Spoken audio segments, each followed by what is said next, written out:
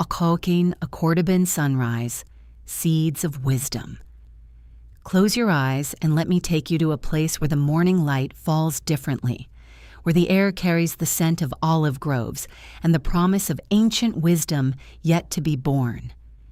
We're traveling back 2,000 years to a small city nestled along the banks of the Guadalquivir River in southern Spain, here in Córdoba, what we now call Córdoba. A child is stirring in the gentle embrace of dawn. The year is somewhere around 4 BCE, though time moved differently then, less urgent, more forgiving. In a modest villa on the outskirts of the city, young Lucius Annaeus Seneca opens his eyes to another day. But this isn't just any child awakening. This is the boy who will one day counsel emperors, write letters that comfort souls across centuries, and teach us that peace lives not in our circumstances, but in how we choose to meet them.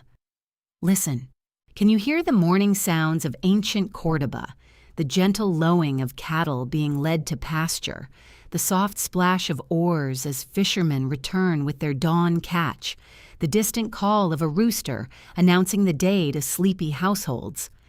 This is the soundtrack of Seneca's childhood, a rhythm as steady and reassuring as a heartbeat.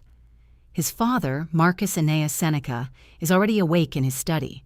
Known as Seneca the Elder, he's a man of words and wisdom, a teacher of rhetoric who understands that language can heal or harm, build bridges or tear them down. The soft scratch of his stylus on wax tablets creates a gentle percussion as he prepares his lessons for the day. Even now, in these quiet morning moments, he's shaping the minds that will shape the world. Young Seneca rises and pads barefoot across the cool tiles of his room.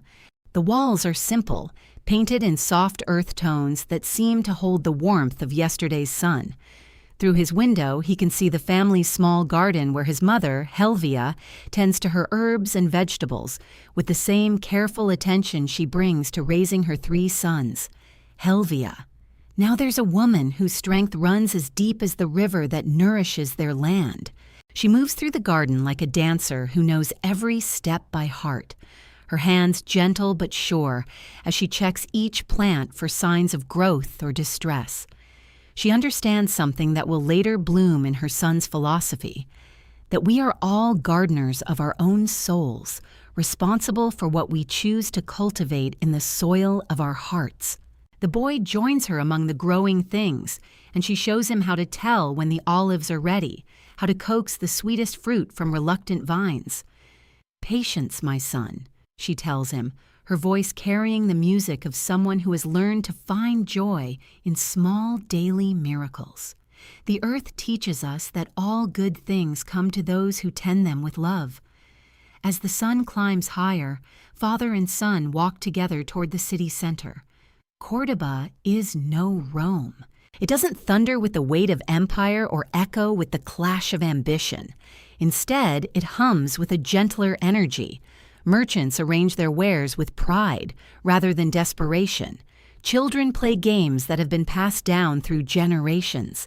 Neighbors greet each other with genuine warmth, not the careful politeness of those who must always watch their backs. In the Forum, Seneca the Elder teaches his students under the shade of ancient trees. Young Seneca sits nearby, officially too young to participate, but his father believes that wisdom, like water, finds its own level. The boy listens as his father demonstrates how words can be arranged like flowers in a bouquet, each one chosen for its particular beauty, its specific purpose in creating something larger than itself. Rhetoric, his father explains to the gathered students, is not about winning arguments.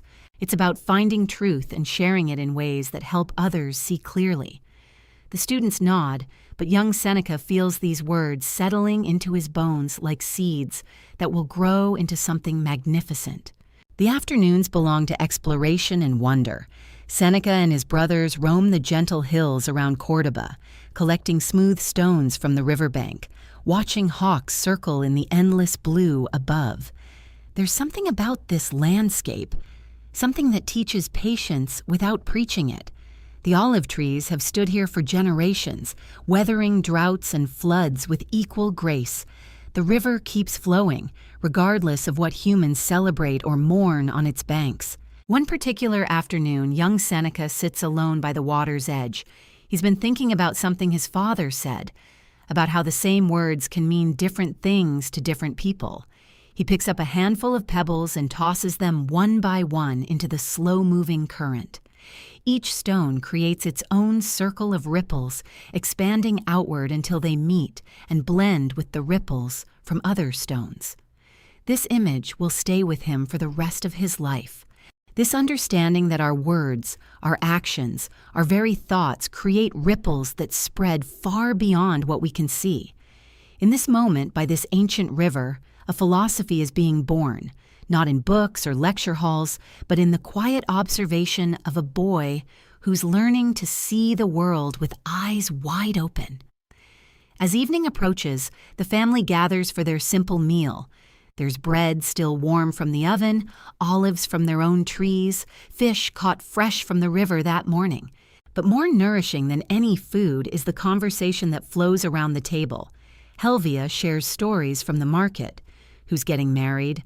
Whose crops are thriving? Which neighbor needs extra help with the harvest? Seneca the elder speaks of his students' progress, celebrating their victories and gently strategizing how to help them through their challenges. Young Seneca listens to all of this, absorbing not just the words, but the love that carries them. Here, in this modest home, he's learning something that will later become central to his teaching, that wealth isn't measured in gold or property, but in the richness of our connections to each other and to the world around us. When darkness finally settles over Cordoba, the family steps outside to marvel at the stars. Away from the light and noise of larger cities, the night sky reveals itself in all its ancient glory. Seneca's father points out constellations, telling the stories that have been attached to them since humans first looked up in wonder. "The same stars that shine on us tonight," his father says softly, "shone on our ancestors and will shine on our children's children. We are part of something much larger than ourselves, something that connects us across time and space." Young Seneca gazes upward, feeling both small and infinite at the same time. These stars will witness his journey to Rome, his rise to power, his moments of triumph and failure. They will watch as he writes letters that comfort the grieving, as he develops ideas that help people find peace in the midst of chaos. But right now, in this moment, he's simply a boy standing in his family's garden, learning to feel at home in the vast mystery of existence. The night sounds of Cordoba create a gentle lullaby. Crickets singing their ancient songs, the soft whisper of wind through olive leaves, the distant murmur of the river that never stops its patient journey to the sea. This is the music that will play in Seneca's memory whenever he needs to remember who he is beneath all the roles he'll be asked to play. As the family prepares for sleep, Helvia tucks her son into his simple bed and speaks a blessing over him. Words of protection and love that will echo in his heart long after her voice has faded into memory. She doesn't know that she's raising a future philosopher and advisor to emperors. She only knows that she loves this thoughtful boy who asks such interesting questions about the world. And perhaps that's the most important lesson of all, that the greatest wisdom often grows not from grand ambitions, but from the simple, daily practice of paying attention to what matters most: love, kindness, the patient tending of whatever has been entrusted to our care. Tomorrow will bring new lessons, new discoveries, new opportunities to grow in understanding. But tonight, in ancient Cordoba, a future philosopher sleeps peacefully, dreaming perhaps of ripples spreading across still water, of seeds taking root in fertile soil, of stars that connect us all in one vast, beautiful story. Rome beckons, education and ambition. The years flow like water through cupped hands, and with them comes change. Our young Seneca, no longer quite so young, stands at the threshold of a new chapter. The olive groves of Cordoba have given him roots, but now it is time to spread his wings. Rome calls to him, as it calls to all ambitious souls in this vast empire. The eternal city, with its promise of education, opportunity, and the chance to shape one's destiny. His father, Seneca the Elder, arranges everything with the careful attention he brings to all matters of importance. "You will study rhetoric," he tells his son as they walk together through the familiar streets of their hometown one last time before departure. "You will learn to speak with power and precision, but remember—" He pauses, his weathered hand resting gently on his son's shoulder. "Remember that the greatest eloquence serves truth, not merely ambition." The journey to Rome is long, dusty roads stretching endlessly under the Mediterranean sun. But with each mile, young Seneca feels something awakening within him, a hunger for knowledge, a yearning to understand not just how the world works, but why it works as it does. The closer they draw to the capital, the more he senses that his life is about to transform in ways he cannot yet imagine. And then, Rome itself. Nothing could have prepared him for the sheer magnitude of it all. The noise hits him first, a constant symphony of voices calling out in dozens of languages, wheels clattering over stone, hammers ringing against metal, animals braying and snorting. The Forum Romanum spreads before him like a living organism, pulsing with the heartbeat of empire. Merchants hawk their wares from every corner, silk from distant China, spices that make his eyes water with their intensity, jewelry that catches the light and throws it back in dazzling fragments. Senators stride past in their pristine togas, followed by retinues of slaves and clients. Philosophers debate under the shade of porticos, their voices rising and falling in passionate argument. Street performers juggle fire while children dart between the legs of adults, their laughter bright as silver coins. Seneca drinks it all in, this intoxicating mixture of power and possibility. He finds lodging in a modest house near the Palatine Hill, sharing quarters with other young men from the provinces who have come to Rome with similar dreams burning in their hearts. At night, they talk long into the darkness about their hopes, their fears, their grand plans for conquering the world through wit and wisdom. His formal education begins at the School of Rhetoric, where he learns the ancient arts of persuasion, how to structure an argument so it builds like a wave toward an inevitable conclusion, how to use rhythm and repetition to make words memorable, how to read an audience, sensing their mood, their biases, their hidden desires, and shaping his speech accordingly. But it is outside the formal classroom that his real education takes place. Rome is a city of teachers, if one knows how to listen. He watches senators in the Forum, noting how they navigate the treacherous currents of political alliance and rivalry. He observes how power flows not just through official channels, but through whispered conversations in shadowed alcoves, through carefully orchestrated dinner parties, through the delicate dance of favor and obligation that keeps the empire functioning. One afternoon, while studying in the portico of Pompey, he overhears a conversation that changes something fundamental in his understanding. Two men, clearly wealthy, clearly influential, are discussing a mutual acquaintance who has fallen from grace. "He forgot the first rule," one says to the other, his voice carrying the casual cruelty of someone who has never known real hardship. "In Rome, you are only as valuable as your last victory. The moment you stumble, the moment you show weakness, the vultures circle." The words lodge themselves in Seneca's mind like thorns. Is this really how the world works? Is human worth truly so fragile, so dependent on the fickle winds of fortune? The thought troubles him, keeps him awake at night, staring at the ceiling while his roommates sleep peacefully around him. He begins to seek out different kinds of teachers. Philosophy calls to him now with a voice he cannot ignore. He discovers the Stoics. Those remarkable thinkers who teach that true strength comes not from controlling external circumstances, but from mastering one's own responses to whatever life might bring. The idea fascinates him. This notion that even a slave can be free if his mind is his own, while an emperor can be enslaved by his own passions and fears. His teacher Attalus becomes a particular influence, a man whose calm presence seems to create a pocket of serenity even in the chaos of Roman life.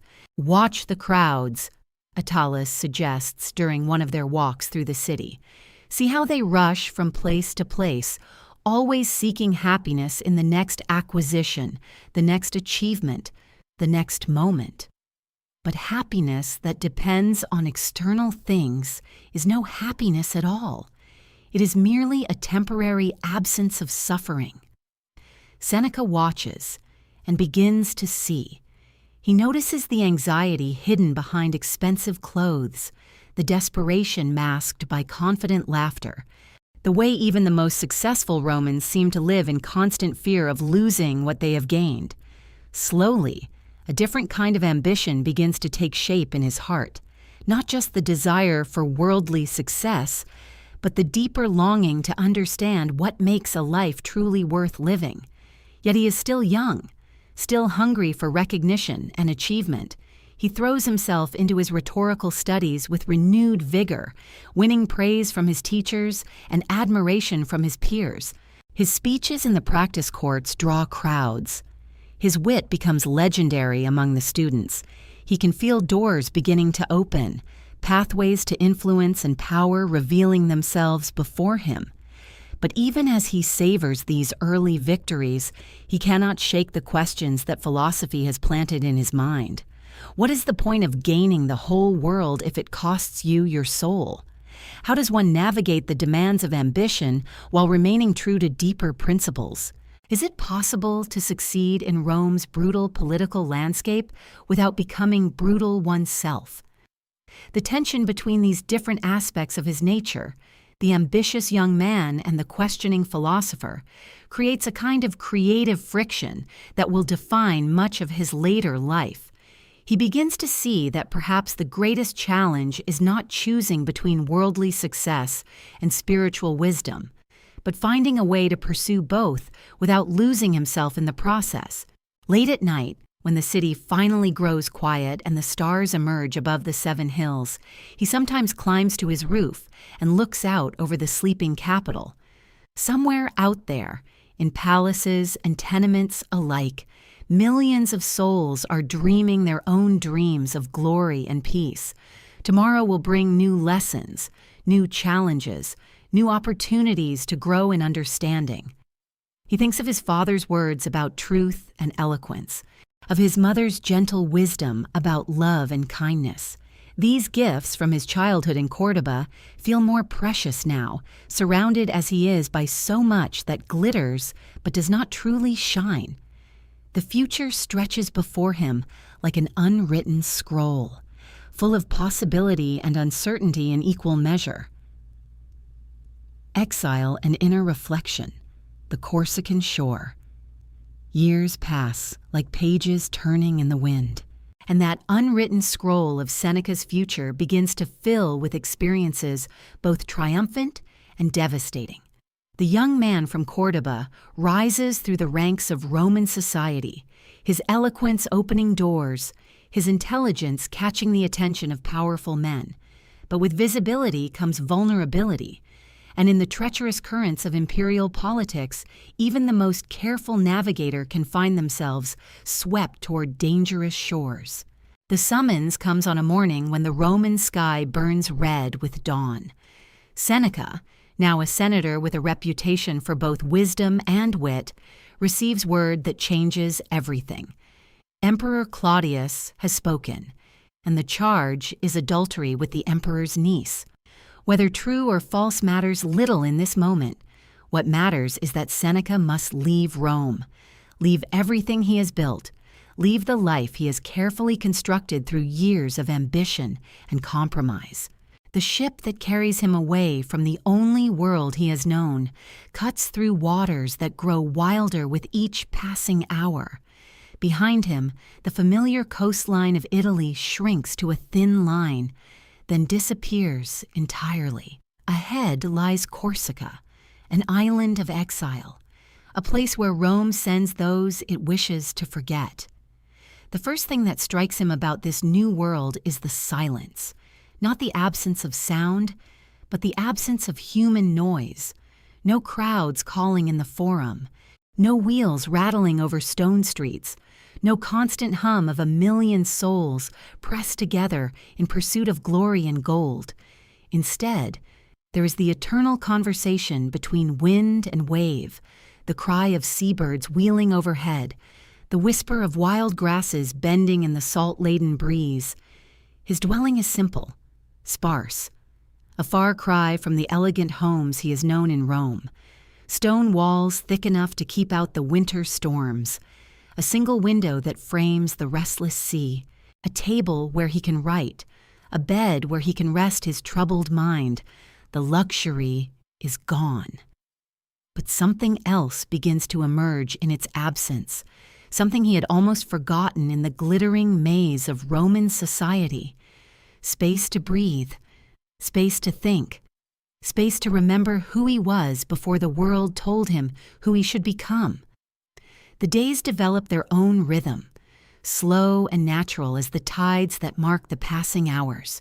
Morning brings him to the rocky shore, where waves crash with a force that speaks of distances beyond imagination. He walks these beaches in solitude, his feet learning the texture of this wild place, his eyes following the horizon where water meets sky in an endless line of possibility. The island reveals itself slowly, like a person sharing secrets with a trusted friend. Rocky cliffs that rise like ancient fortresses from the foam, hidden coves where the water runs clear as mountain springs, hillsides covered in scrub oak and wild herbs that fill the air with unexpected sweetness. This is not the manicured beauty of Roman gardens. This is something older, wilder, more honest in its refusal to be tamed. In the afternoons, when the sun hangs heavy over the western waters, Seneca finds himself drawn to a particular spot, a natural shelf of stone that juts out over the sea like a meditation platform carved by wind and time. Here he sits, sometimes for hours, watching the light change on the water, feeling the vast indifference of nature wash over him like a kind of blessing. At first, the silence feels oppressive, a weight pressing down on shoulders accustomed to the constant stimulation of Roman life. His mind races, replaying conversations, rehearsing arguments he will never have the chance to make, spinning elaborate plans for a return that may never come. But gradually, so gradually he almost doesn't notice, the racing begins to slow. The sea has its own lessons to teach, and it is a patient instructor. Day after day, it demonstrates the art of persistence without violence, the way water can reshape the hardest stone through nothing more than consistent presence. Wave after wave arrives at the shore, each one unique, each one part of an eternal pattern that knows nothing of human ambition or human pain. Watching this endless dance, Seneca begins to understand something his books could never teach him. All his study of philosophy, all his careful analysis of virtue and wisdom had remained somehow abstract, intellectual exercises performed for audiences who applauded cleverness more than truth. But here, stripped of everything except the basic facts of existence, the ideas begin to take root in deeper soil. What does it mean to live according to nature when nature surrounds you so completely that you cannot escape its influence? What does it mean to accept what cannot be changed when you are living proof that fortune can shift as suddenly as weather? What does it mean to find contentment within yourself when yourself is all you have? The answers don't come in brilliant flashes of insight. They emerge slowly, like plants growing from seeds planted in seasons past. He begins to write again, Not the polished rhetoric designed to impress Roman audiences, but something more personal, more honest. Letters to friends who may never receive them. Reflections on ideas that matter more than applause. His hand moves across the papyrus in the lamplight, forming words that feel different than any he has written before. These sentences carry weight, not the artificial weight of ornamental language, but the natural weight of truth discovered through experience. He writes about anger and realizes he is no longer angry. He writes about loss and discovers what remains when everything external is stripped away. The winter storms test both his shelter and his resolve. Nights when the wind howls like something alive and hungry. When rain lashes the stone walls. When the very air seems to shake with the island's wild energy. In these moments, Seneca learns about solitude, real solitude, not the brief retreats he once enjoyed between social obligations, but the deep, sustained aloneness that forces you to become your own best companion. He discovers that his mind, left to its own devices, is endlessly creative. Without the distractions of Roman society, without the constant need to perform and impress, thoughts arise that surprise him with their clarity. Ideas connect in new patterns. Insights emerge from the intersection of memory and observation. Wisdom begins to feel less like something he studies and more like something he lives. Spring arrives with a gentleness that catches him off guard. Wildflowers appear in crevices he would have sworn were barren. Birds return with songs that seem to celebrate not just the warming air, but the very fact of existence itself. The island that once felt like a prison begins to reveal itself as something else entirely. A teacher, a sanctuary, a place where the soul can remember its original shape.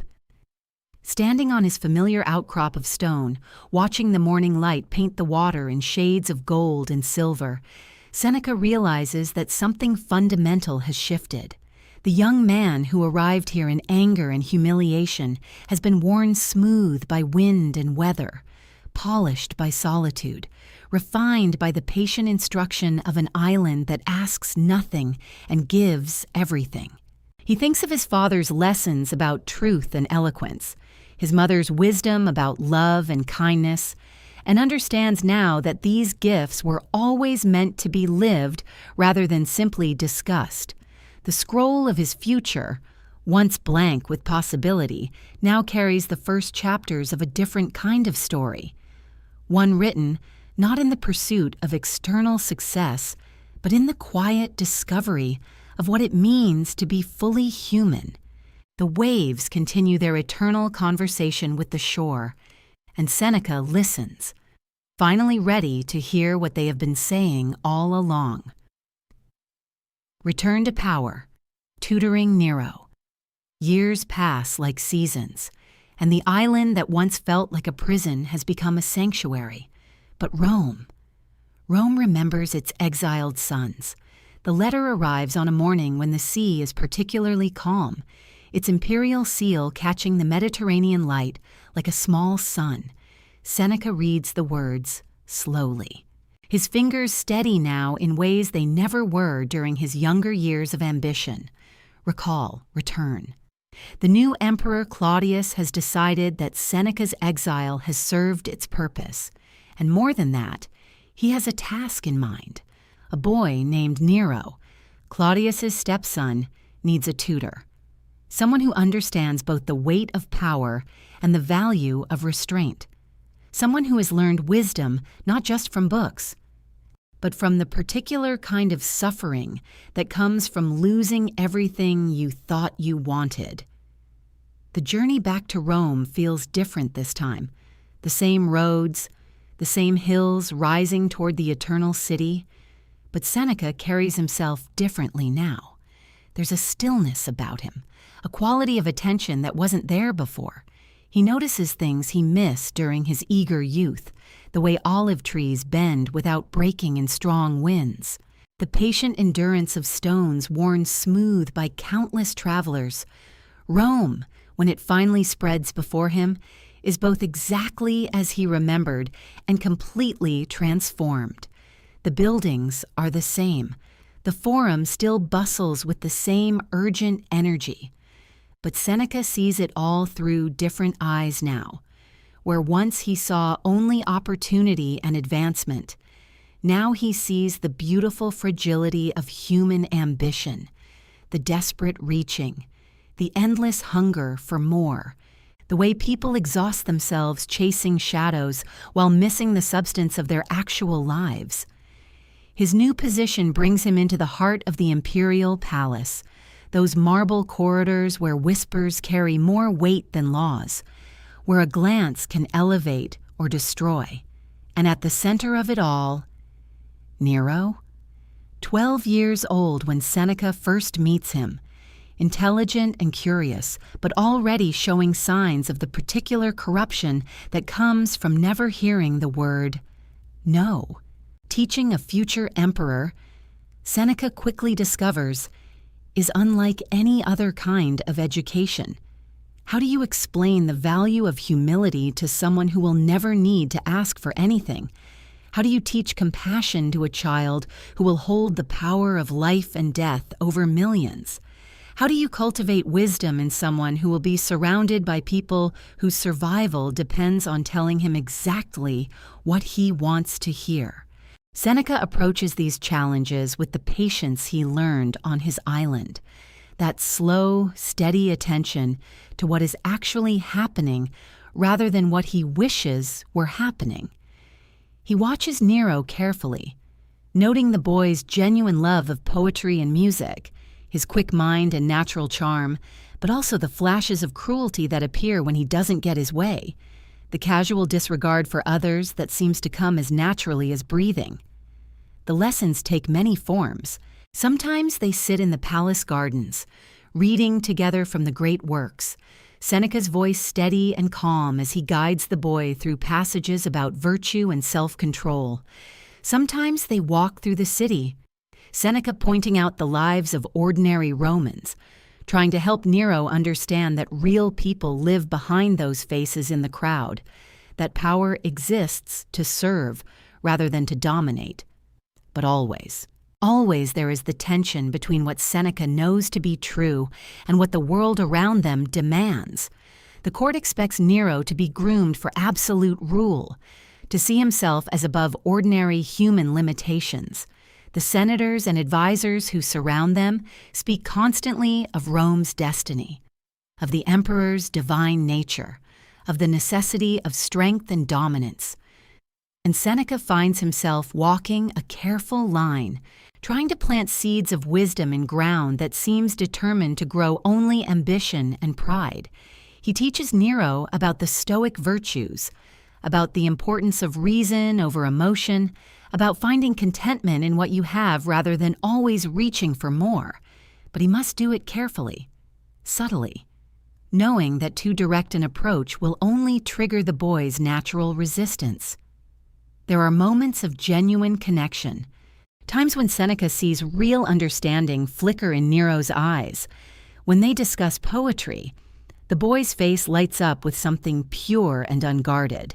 When Seneca tells stories of his exile, of the lessons learned in solitude and simplicity, Nero sometimes grows quiet and thoughtful, as if hearing an echo of something he's always known but never been allowed to express. But there are other moments too, darker ones. When Seneca glimpses the future emperor that Nero is becoming, despite all efforts to guide him differently, the casual cruelty towards servants, the explosive anger when contradicted, the growing sense of entitlement that seems to expand like a shadow with each passing year. And through it all, Seneca must navigate his own complex relationship with power. He who once sought influence for its own sake, who climbed the ladder of Roman politics with single-minded determination, now finds himself at the very center of the empire, closer to ultimate power than he ever dreamed possible during his ambitious youth. The irony is not lost on him. Here he is, living in luxury that would have seemed impossible during his simple childhood in Spain, advising the future ruler of the known world, surrounded by wealth and influence beyond measure. And yet, the most valuable things he possesses are the lessons learned during his years of exile.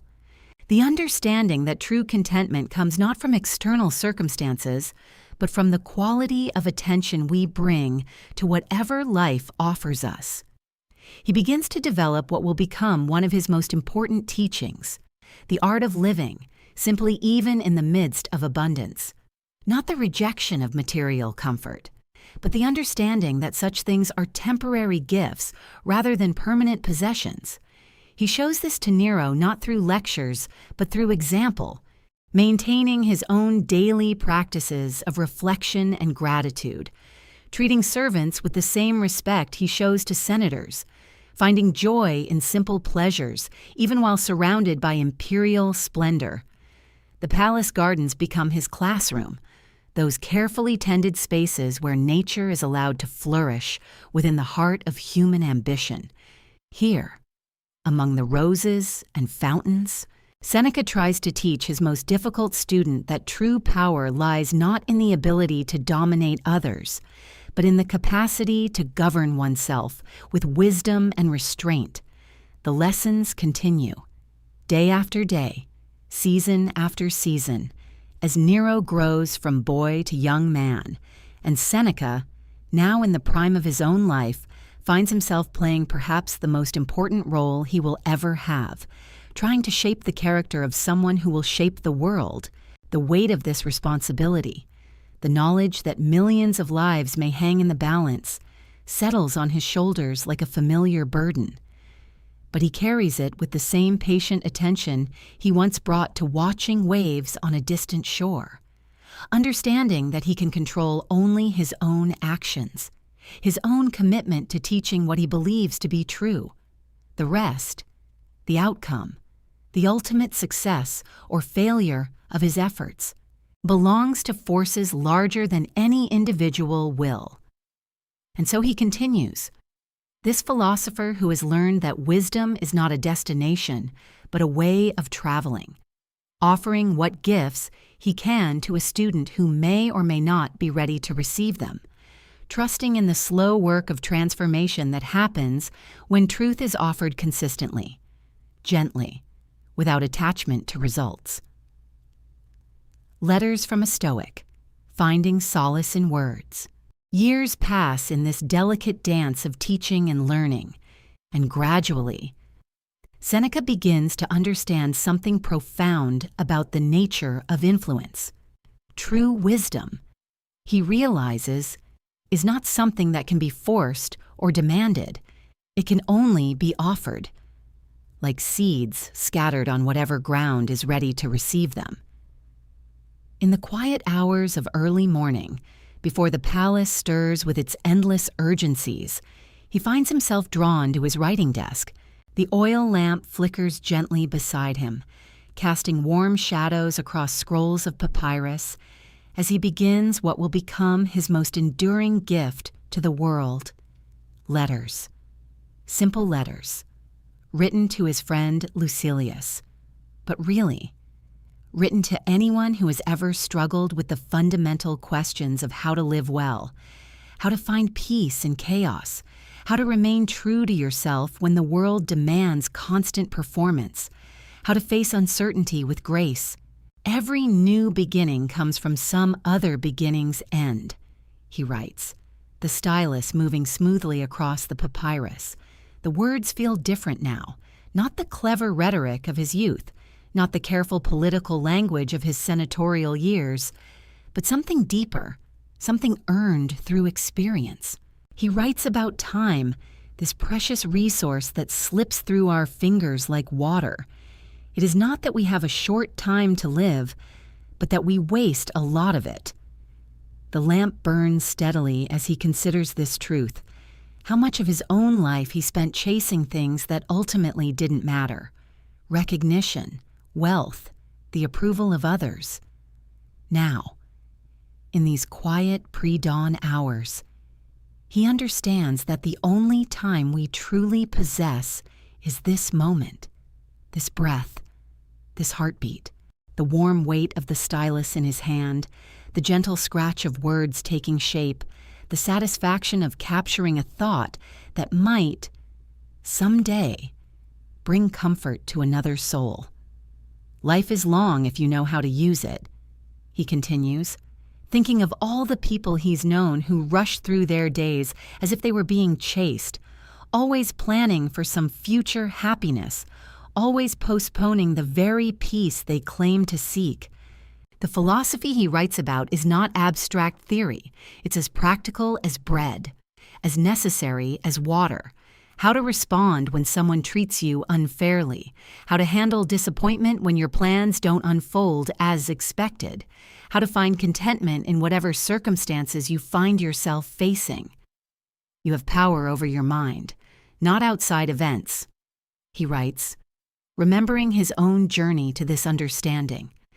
The years of fighting against reality, trying to control outcomes, manipulating situations, all the exhausting effort of swimming against the current of life itself. The oil in the lamp burns lower, but his energy for this work seems inexhaustible. Each letter feels like a conversation with a dear friend, someone who genuinely wants to know how to navigate the challenges of being human, someone tired of pretending that life should be easier than it is. He writes about virtue, not as some impossible standard of perfection, but as a direction to walk in, a way of orienting yourself toward what matters most. Courage when facing difficulties, justice in your dealings with others, temperance in your desires, wisdom in your choices. The willing destiny guides them, he writes, thinking about the difference between acceptance and resignation. True acceptance is not passive. It's an active choice to work with reality rather than against it, to find the opportunities hidden within obstacles, to discover strength you didn't know you possessed. The letters accumulate, scroll after scroll of practical wisdom. How to deal with difficult people, how to handle loss, how to maintain perspective when everything feels overwhelming. Each piece of advice tested in the laboratory of his own experience.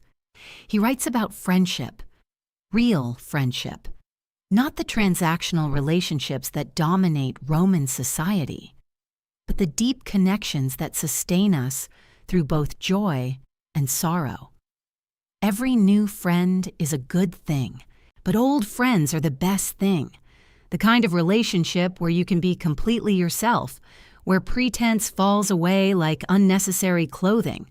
As dawn begins to lighten the sky beyond his window, Seneca sets down his stylus and reads over the night's work. These are not the grand proclamations of a philosopher seeking fame. They are the quiet offerings of someone who has learned, through trial and error, through success and failure, through exile and return, what it means to live with integrity. The letters speak to the part of every person that grows weary of performance, that longs to set down the heavy burden of trying to control everything, of trying to be everything to everyone, of trying to meet expectations that may not even be worth meeting. Nothing, to my way of thinking, is a better proof of a well-ordered mind than a man's ability to stop just where he is and pass some time in his own company. The words feel like a gentle invitation, a permission to rest, to simply be present with whatever is true in this moment. He writes about death, not as something morbid or frightening, but as the great teacher that gives meaning to every day we're given. When we truly understand that our time here is limited, we stop wasting it on things that don't matter. We become more generous with our attention, more careful with our words, more grateful for simple pleasures. Let us prepare our minds as if we'd come to the very end of life, he writes, not to create anxiety, but to cultivate appreciation, the taste of bread, the warmth of sunlight, the sound of rain on the roof, the quiet satisfaction of work well done. The letters become a bridge, spanning the centuries between his time and any time, connecting his struggles with the universal human experience of trying to live well in an uncertain world. They speak to the woman lying awake at night, wondering if she's enough, if she's doing enough, if she matters. Through these simple letters, Seneca offers what every tired soul needs to hear. You are enough, exactly as you are. Your worth doesn't depend on your productivity, your achievements, your ability to solve everyone else's problems. You matter simply because you exist, because you care, because you're trying. The oil lamp burns down to its last flicker, but the words remain, carrying their gentle wisdom forward through time, offering comfort to anyone ready to receive the revolutionary idea that peace is possible, that wisdom is accessible, that you can learn to be kind to yourself while still engaging fully with life. In these letters, written in the quiet hours when the world sleeps, Seneca discovers his truest calling, not as advisor to emperors, but as friend to every human heart that has ever felt weary, ever felt lost, ever felt the deep longing for a way of living that feels authentic and sustainable. The dawn light grows stronger, and somewhere in the distance, the palace begins to stir. But for now, in this precious space between night and day, the philosopher rests in the satisfaction of work that serves something larger than himself, words that will outlive empires, wisdom that will comfort souls not yet born. Legacy of serenity, embracing the night, years will pass, and the philosopher who began as an eager boy in Cordoba, who climbed the heights of Roman power and descended into the depths of exile, will face his final test with the same quiet courage he cultivated in those pre-dawn hours of writing, when Nero's paranoia finally turns toward his old teacher, when the command comes to end his own life. Seneca will meet that moment not with the theatrical gestures of Roman tragedy, but with the simple dignity of someone who has learned to hold all things lightly.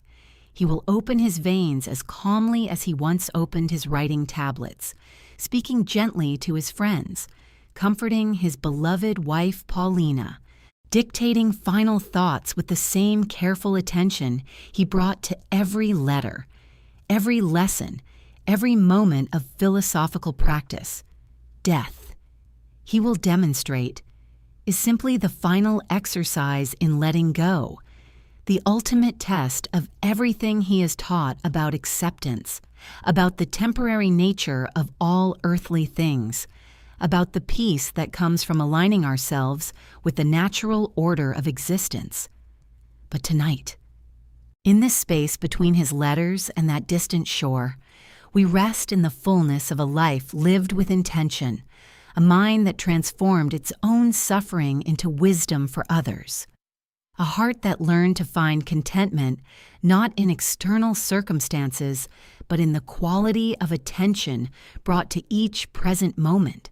The palace sleeps around him, but his words travel outward like ripples on still water, reaching across centuries to touch every soul that has ever felt weary, every heart that has ever longed for something more authentic than the endless performance of daily life.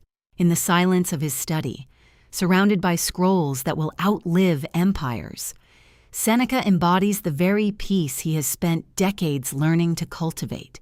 His breathing is steady, unhurried, like the rhythm of waves against the Corsican shore that taught him so much about persistence and acceptance. His hands, once trembling with ambition in the Roman Forum, now rest quietly on his writing desk, no longer grasping, no longer striving, simply present to this moment, this breath, this heartbeat, this opportunity to exist in harmony with what is. The wisdom he discovered in exile, polished in the palace, and shared in countless letters, settles around him like a comfortable robe. It is the wisdom of enough, the understanding that we already possess everything we need for contentment, that peace is not something to be achieved, but something to be uncovered, like a spring that has always been flowing beneath the surface, waiting for us to clear away the debris of our endless wanting, our constant comparing, our exhausting attempts to be everything to everyone. Through the window, the Roman sky holds the same stars that watched over his childhood in Spain, the same constellations that illuminated his lonely nights on Corsica, the same vast darkness that will continue long after every human worry has dissolved into memory. In that cosmic perspective, the anxieties that felt so overwhelming during the day reveal themselves as temporary weather patterns crossing the infinite sky of consciousness. Important to acknowledge, natural to experience, but not permanent, not defining, not the deepest truth of who we are. The letters to Lucilius, arranged carefully on his desk, represent more than philosophical correspondence. They are love letters to the human condition, gentle guides for anyone who has ever felt lost in the complexity of modern life, practical wisdom for souls who are tired of performing, tired of pretending, tired of carrying emotions that don't belong to them. Each letter is a doorway, an invitation to step out of the endless cycle of striving and into the spacious present moment where peace has always been waiting. Remember, he wrote to his friend, and through his friend to every weary heart across the centuries, that every new beginning comes from some other beginning's end.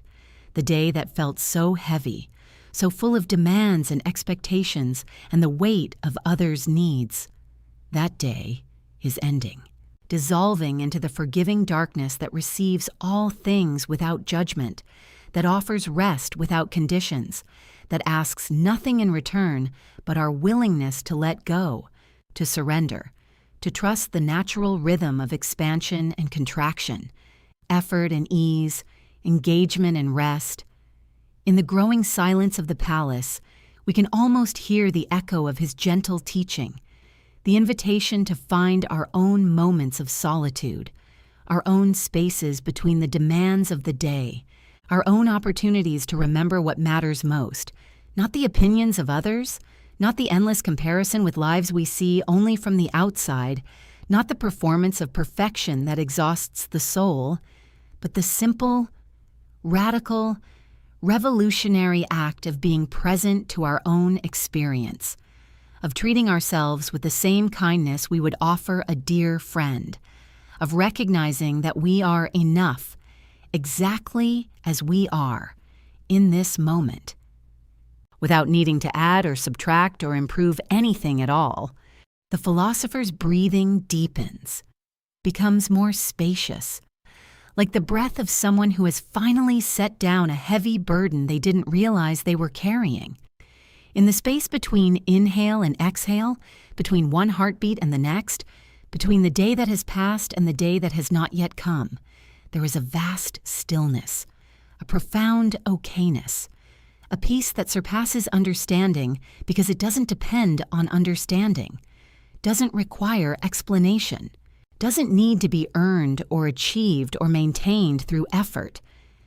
This is the legacy of serenity that Seneca offers, not as a distant philosophical ideal, but as a lived reality, as accessible as the next breath, as close as this moment of simply being present to what is, without resistance, without the need to fix or change or improve, just this, just now, just the miracle of consciousness aware of itself, resting in its own nature, like a bird that has finally stopped struggling against the wind and discovered it can soar. The stars wheel slowly overhead, ancient light traveling impossible distances to reach this moment, this awareness, this opportunity to remember that we are part of something infinitely larger than our daily concerns, participants in a cosmic story that began long before our birth and will continue long after our individual chapters have ended. In that perspective, The worries that felt so pressing during the day reveal themselves as small waves on a vast ocean, natural, temporary, not requiring our constant attention or control. Through the corridors of the palace, through the streets of sleeping Rome, through the centuries that stretch between his time and ours, the philosopher's gentle wisdom travels like a lullaby, a reminder that peace is always available, always present, always waiting for us to stop, to breathe, to remember that this moment, exactly as it is enough, that we, exactly as we are enough, that the endless striving, the constant performance, the exhausting attempt to be everything to everyone can rest, can pause, can dissolve into the vast accepting darkness that holds all things with equal tenderness. In his final letters, written in hours like this one, when the world sleeps and truth emerges more clearly. Seneca reminds us that every ending is also a beginning. Every night gives birth to morning. Every moment of letting go creates space for something new to emerge, not through effort or striving, but through the natural intelligence of life itself, the same wisdom that grows flowers without struggle, that moves planets without strain, that beats our hearts without our conscious control, that offers rest to every weary soul who is willing to receive it. The candle on his desk burns lower, casting dancing shadows on scrolls that contain lifetimes of hard-won wisdom, but the light of understanding, once kindled, never truly goes out, passes from teacher to student, from writer to reader, from heart to heart across the centuries, carrying the eternal message that peace is possible, that contentment is our birthright, that we can learn to live with open hands, grateful hearts, and the deep knowing that we are held, always held, by something larger and more loving than we can imagine.